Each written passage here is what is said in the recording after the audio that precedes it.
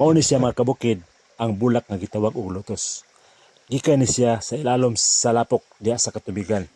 Ug sa iyang paggawas mitum-aw ug mibukadkad ang labihan kaputi nindot na bulak na wala man lay ni isa kaman sa nakita o hugaw nga nipikit niini.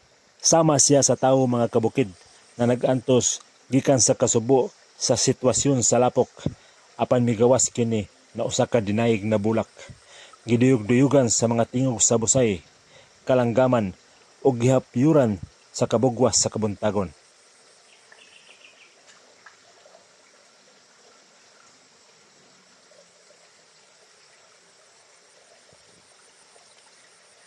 Sama siya sa usa ka putli mga kabukid.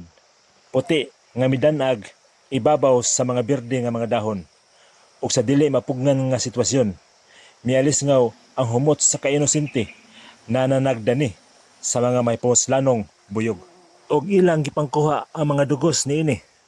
Hantod mga kabukid nga maabot ang panahon nga wa nay dugos nga makuha sa maong bulak.